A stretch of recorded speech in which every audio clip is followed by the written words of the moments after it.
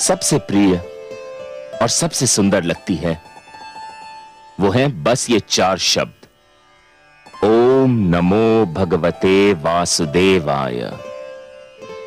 ओम नमो भगवते वासुदेवाय।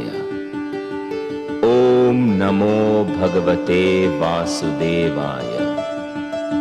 ओम नमो भगवते वासुदेवाय। ओम नमो भगवते वासुदेवाय। ओम नमो भगवते वासुदेवाय। ओम नमो भगवते वासुदेवाय।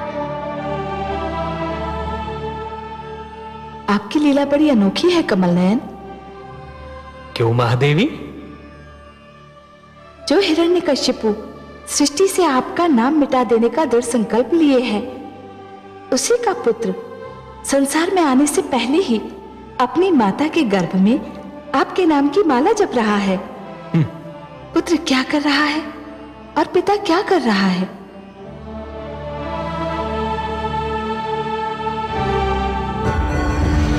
ओम ब्रह्मदेवाय नमः। ओम गणपतये नमः।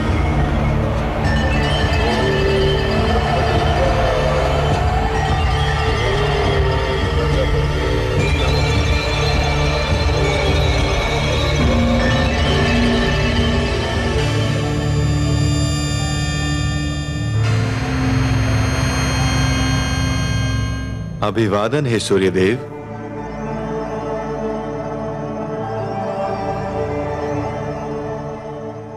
देवराज आप? हां, परंतु मैं देवराज तो देवताओं के लिए हूं, आपका तो अनुज हूं। आप मेरे ज्येष्ठ भ्राता हैं। परंतु आप आज मार्ग कैसे भूल पड़े? मैं बहुत कष्ट में हूं सूर्यदेव। आप कष्ट में हैं? कौन कष्ट दे रहा है? असुर राज हिरण्यकशिपु। हिरण्यकशिपु? क्या किया है उस दुष्ट ने? वो ब्रह्मा की कृपा के लिए बड़ी घोर तपस्या कर रहा है। उसकी तपस्या का उद्देश्य हम देवताओं को परास्त करना और जगदीश्वर विष्णु से प्रतिशोध लेना है।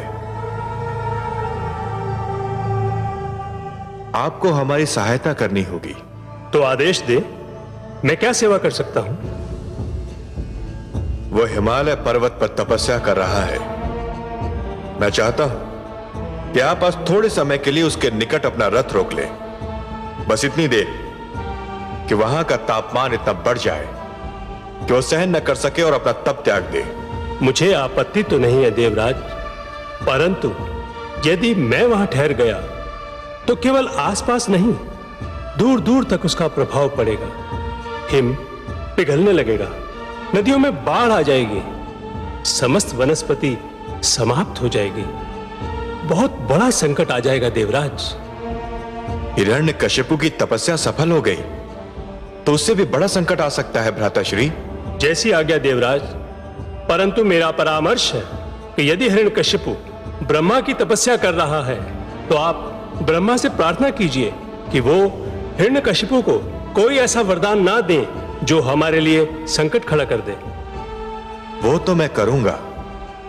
वास्तव में मैं वहीं जा रहा हूं, पर आपको भी अपना उत्तरदायित्व निभाना होगा। अवश्य देवराज, आपके आदेश का पालन होगा।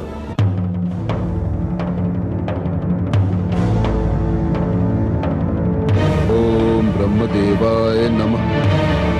ओम प्रजापत्याय नमः। ओम ब्रह्मदेवाय नमः। ओम प्रजापत्याय नमः। ओम ब्रह्मदेवाय नमः।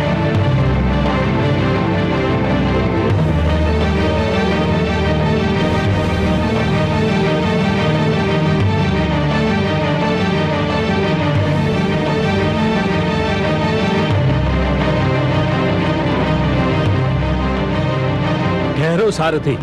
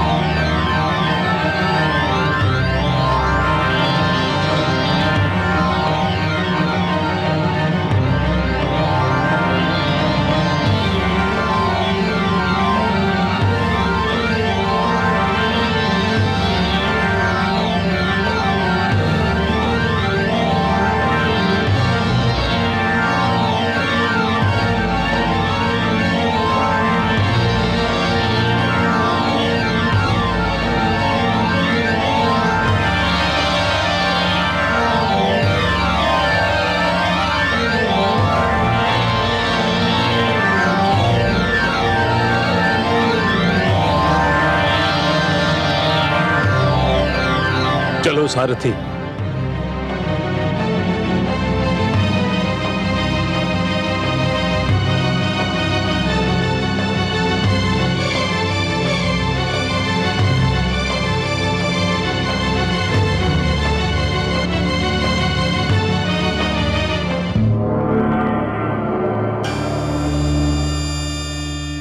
प्रणाम हे प्रजापति।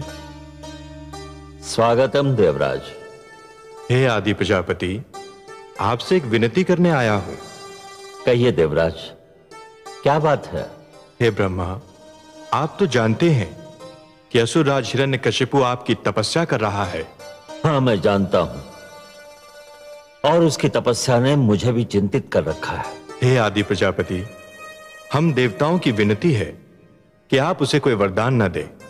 वो केवल हमारा नहीं, आपके प्रिय पुत्र मानव का भी शत्रु है। आप उसे जो भी देंगे उसका हमारे और मानवों के विरुद्ध ही प्रयोग होगा। उसकी तपस्या तपस्या नहीं, मात्र छल है। संभवतः आप जो कह रहे हैं उचित कह रहे हैं, परंतु समस्या यह है कि अभी तक तपस्या और वरदान के उद्देश्यों की परिभाषा नहीं बनी है, सीमा निर्धारित नहीं हुई है। मैं स्वयं सोचता हूं कि केवल यह ज्ञान पर्याप्त है कि कोई तपस्या कर रहा है। यह ज्ञान आवश्यक नहीं कि वह तपस्या क्यों कर रहा है। किसी की तपस्या उसके अतिरिक्त शेष सबके लिए हितकर है या कष्टदायक। पर वरदान देने वाले का उत्तरदायित्व तो इससे भी महान होना चाहिए आदि प्रजापति। निस्संदेह होना चाहिए। वरदान देने वाले के लिए भी यह आवश्यक है कि वो केवल तपस्या से प्रसन्न न हो जाए, उसे तपस्या के उद्देश्य में भी झांक कर देखना चाहिए। वो तपस्या जो औरों के लिए हानिकारक हो, वरदान के योग्य नहीं होती। आशुतोष शिवशंकर ने दैत्य गुरु शुक्राचार्य को संजीवनी का वरदान दिया तो था, पर उसने उसका दुरुपयोग किया और फिर अमृत की प्राप्ति के लिए समुद्र मंथन करना पड़ा। इसीलिए तो आपसे विनती कर रहा हूं कि आप हिरण्यकशिपु को कोई वरदान न दे। अभी तक कोई ऐसा विधान तो नहीं, कोई उदाहरण भी नहीं कि किसी ने तपस्वी को वरदान न दिया हो। मैं भरसक प्रयत्न कर रहा हूं कि मुझे हिरण्यकशिपु के पास न जाना पड़े, और यदि जाने पर विवश हो जाऊं तो उसे कोई ऐसा वरदान न दूं जो सृष्टि के लिए संकट बन जाए। परंतु हे देवराज, ऐसा कठोर तप किसी साधारण व्यक्ति की बात नहीं। मैं यथायोग्य प्रयास करूंगा, किसी के लिए कोई संकट न खड़ा हो। धन्यवाद हे आदि प्रजापति, आपका कोटि कोटि धन्यवाद।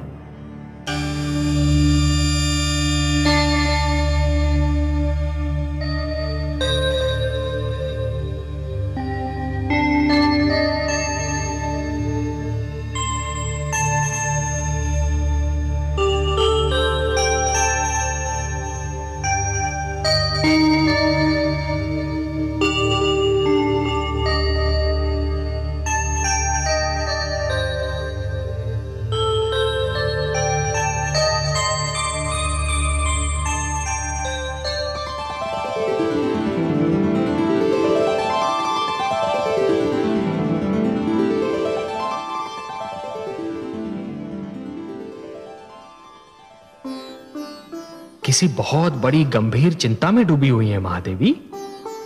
बहुत बड़ी उलझन में मन फंसा हुआ लगता है आपका। हम आपकी चिंता में भागीदार नहीं हो सकते। आपसे अपनी चिंता कौन छिपा सकता है कमल नयन?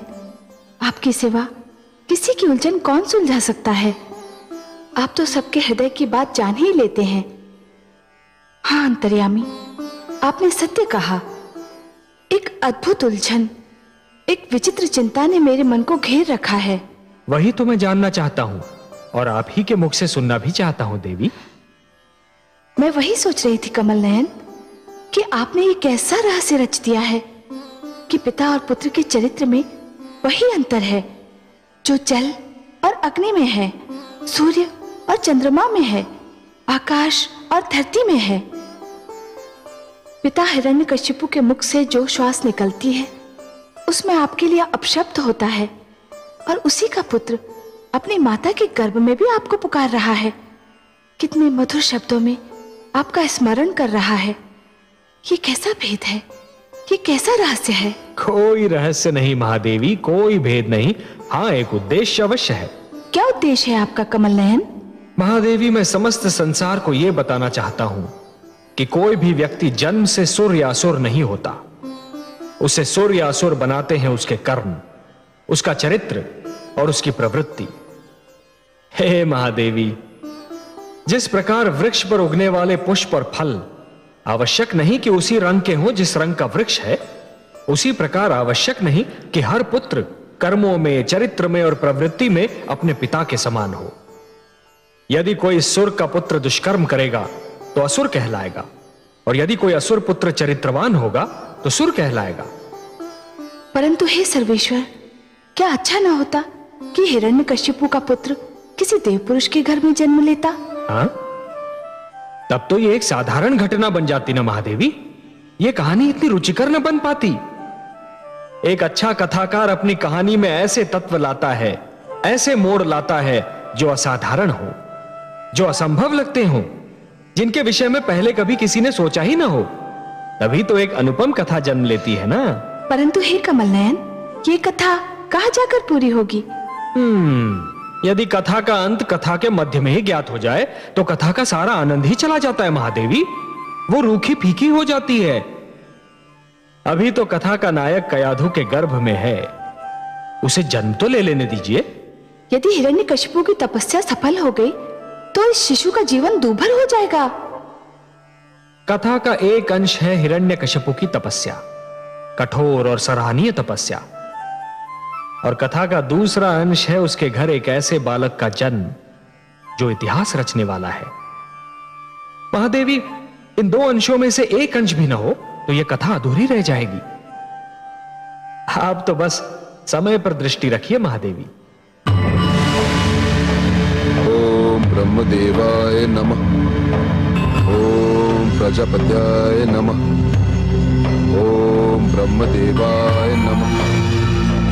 ओम प्रजापत्याय नमः। ओम ब्रह्मदेवाय नमः। ओम प्रजापत्याय नमः। ओम ब्रह्मदेवाय नमः।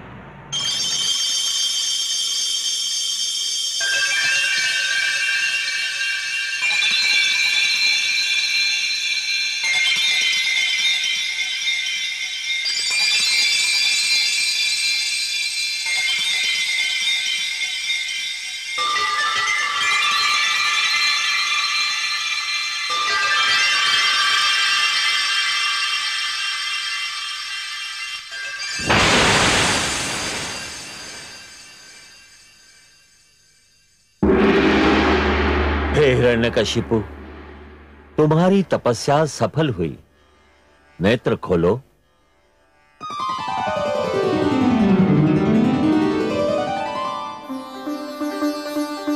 जय ब्रह्म देवता, जय आदि प्रजापति, जय हो।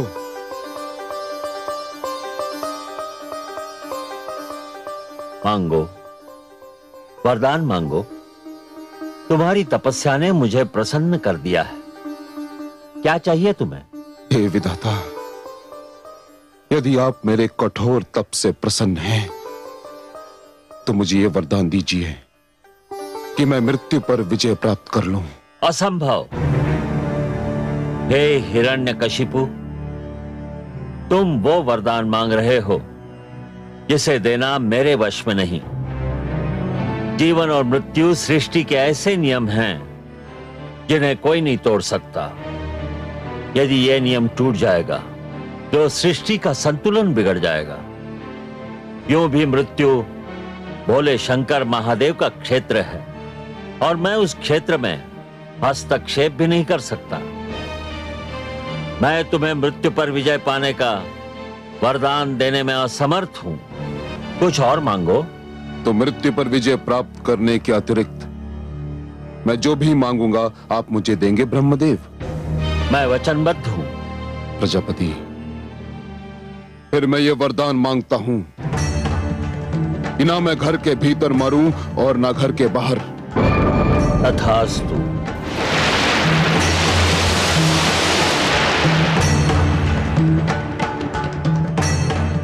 ना मैं दिन में मरूं और ना रात में।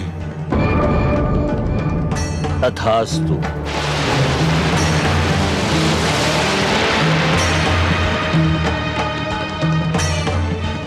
ना मुझे मनुष्य मार सके ना पशु। तथास्तु।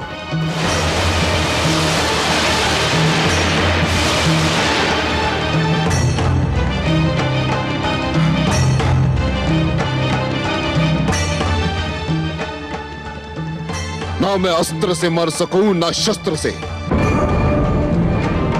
तथास्तु।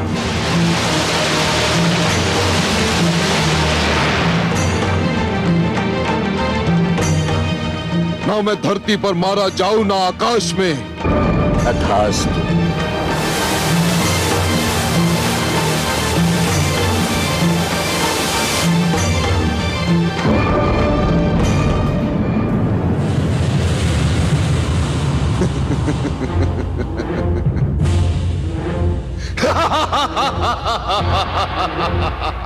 विष्णु, अब तेरे दिन समाप्त हुए। यदि तू अमर है तो मैं भी नहीं मर सकता। मैंने ब्रह्मा को भरमा दिया। मैंने उन्हें अपने शब्दों के जाल में फंसाकर उनसे वही वरदान मांगा जो वो नहीं देना चाहते थे। विष्णु, अब मैं सर्वशक्तिमान हूं। सर्वशक्तिमान हिरण्यकशिपु।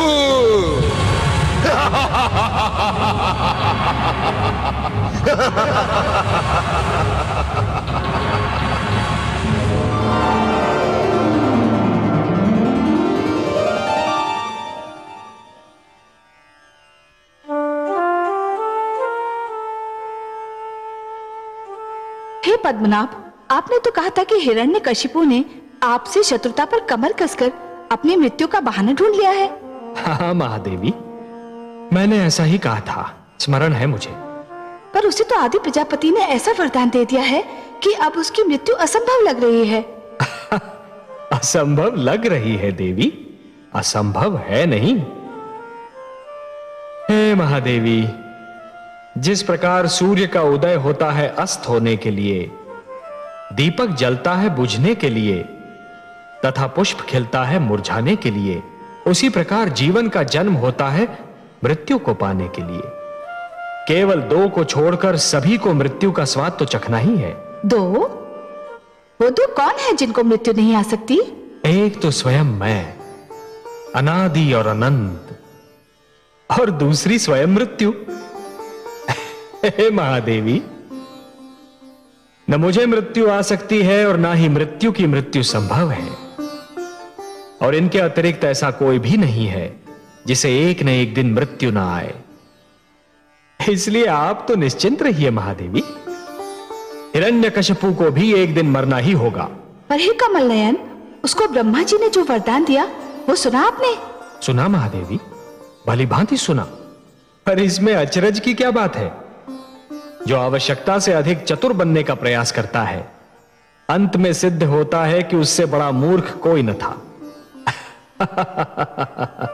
हिरण्यकशिपु यह भूल रहा है कि यदि उसने माता के गर्भ से जन्म लिया है तो उसे एक दिन चिता की गोद में भी सोना होगा। यह नियम न कभी टूटा है और न कभी टूटेगा। पर महादेवी, यह सब होता है अपने समय पर, और तब तक आपको भी प्रतीक्षा करनी होगी।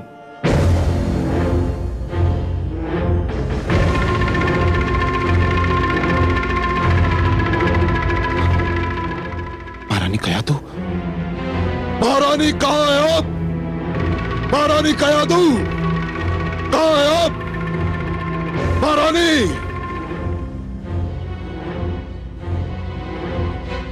ये सब क्या है? कहां है महारानी कयादू? महारानी कहां है? कहां है महारानी कयादू? उत्तर दो मेरे प्रश्न का, नहीं तो एक एक का वध कर दूंगा। बताओ कहां है महारानी कयादू? इनसे क्या पूछते हो शिष्य? मैंने इनके मुख से वाणी छीन ली है। मैं तुम्हें बताता हूं कि महारानी के साथ क्या अत्याचार हुआ। अत्याचार? मेरी महारानी पर अत्याचार?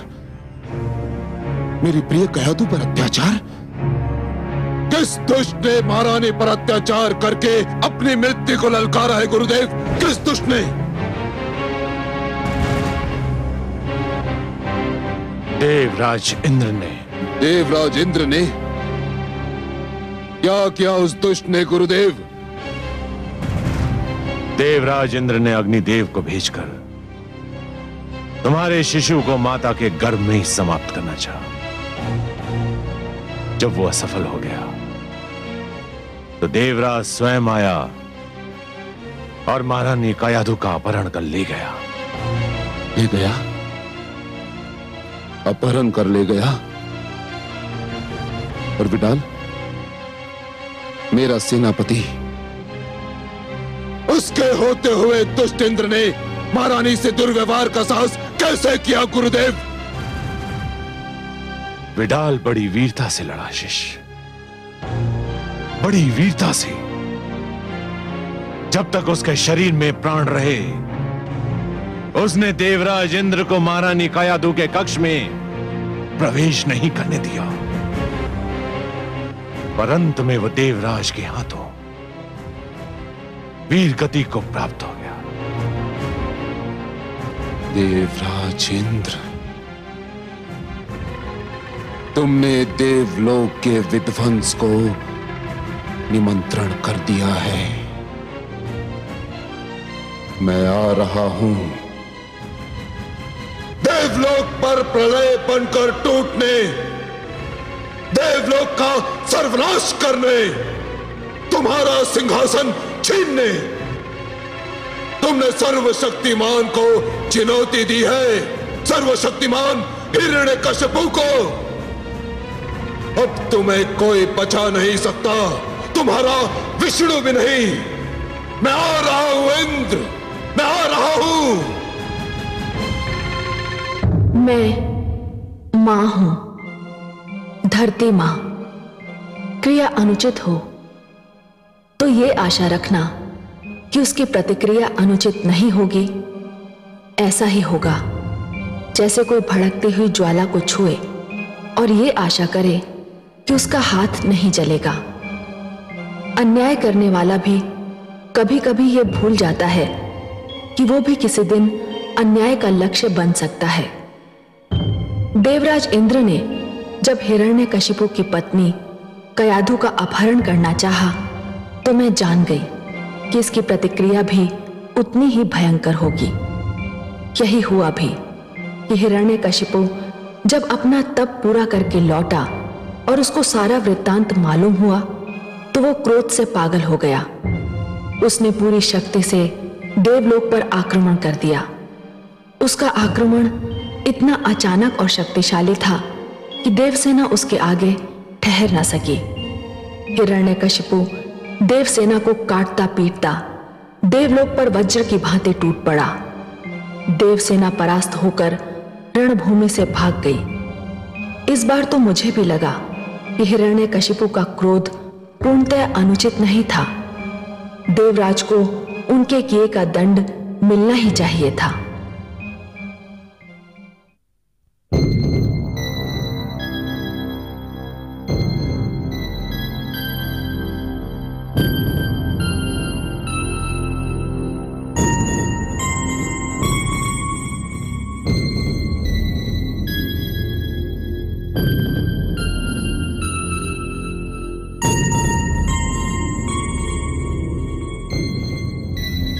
देवराज,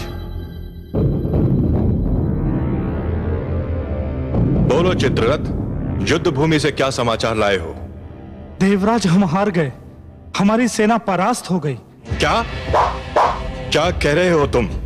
हाँ देवराज, हिरण्यकशिपु श्री ब्रह्मा से वरदान पाकर इतना शक्तिशाली हो गया है कि हमारी समस्त सेना उसके सामने ठहर न सकी। और वो आपकी सभा में किसी भी क्षण आ सकता है। देवराज, विलंब मत कीजिए, शीघ्र, अति शीघ्र यहाँ से चलिए। आओ। आइए। देवराज इंद्र,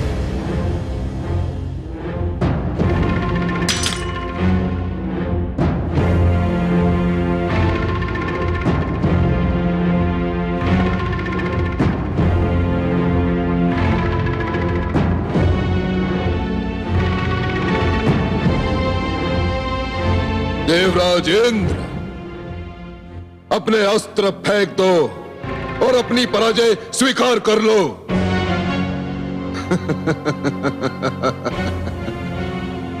तुम्हारी देव सेना परास्त होकर भेड़ बकरियों की भांति रणभूमि से भाग चुकी है। तुम्हारे योद्धा बंदी बनाए जा चुके हैं।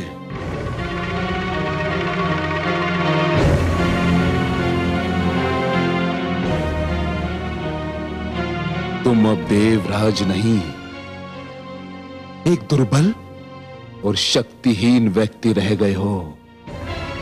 फेंक दो अपने शस्त्र।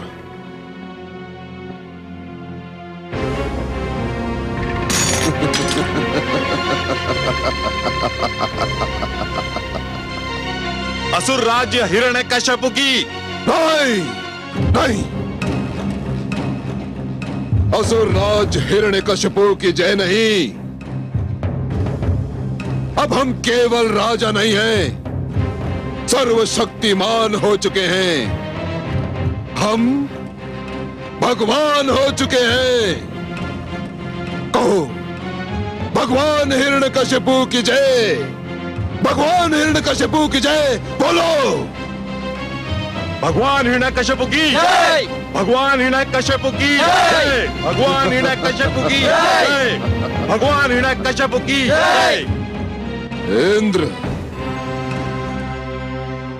मन तो करता है कि तुम्हारे हाथ काट कर फेंक दूं, जिनसे तुमने महारानी कयादु को छुआ होगा। तुम्हारे नेत्र फोड़ दूं, जिनसे तुमने उन्हें देखा होगा। तुम्हारी जीभ काट कर फेंक दूं, जिनसे तुमने महारानी के लिए अब शब्दों का प्रयोग किया होगा।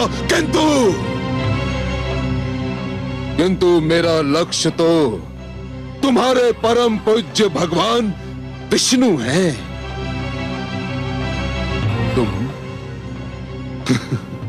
तुम तो उसके साधारण चाकर हो।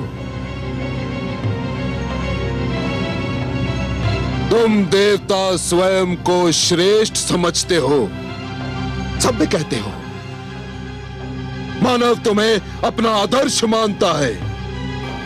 तुम्हें भी घमंड है अपने आचरण पर। किंतु क्या यही है तुम्हारी श्रेष्ठता? यही है तुम्हारी सभ्यता? यही है तुम्हारा आचरण कि तुमने एक ऐसी नारी का अपहरण किया जो माता बनने वाली है? धिक्कार है तुम पर, धिक्कार। तुम्हें स्वयं पर लज्जा आनी चाहिए इंद्र, लज्जा। अब बताओ कि महारानी कयाधु कहां है? अन्यथा मैं इस देवलोक में आग लगा दूंगा, आग लगा दूंगा इंद्र।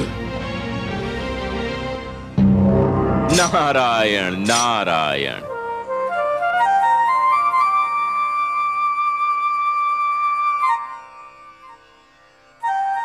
हे असुरराज, आग की लपटें महारानी कयाधु की कुशलता का समाचार नहीं दे सकती। वह तो केवल मैं दे सकता हूं, क्योंकि आपकी महारानी मेरे आश्रय में है। वे इस समय मेरे आश्रम में विश्राम कर रही हैं। वे कुशल हैं, सुरक्षित हैं। तो आप महारानी को अपने संग क्यों नहीं लाए देवर्षि? असुरराज, वे स्थिति में नहीं है कि कहीं आ जा सकें। मैंने यही उचित समझा कि इस समय उन्हें विश्राम करने दूं। देवर्षि, मैं आपका आभारी हूं। महारानी की कुशलता का समाचार सुनाकर आपने मेरे क्रोध को शांत कर दिया है।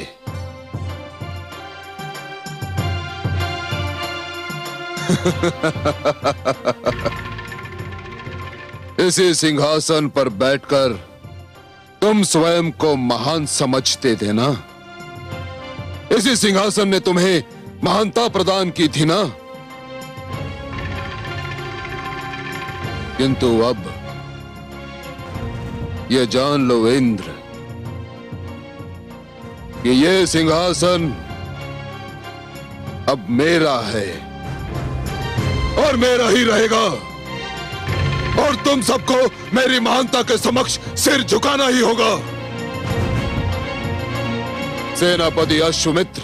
आज्ञा भगवान।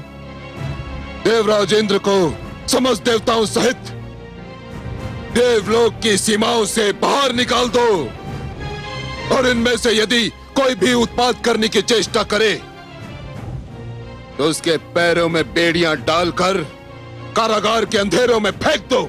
जाओ। जो आज्ञा भगवान। चलिए।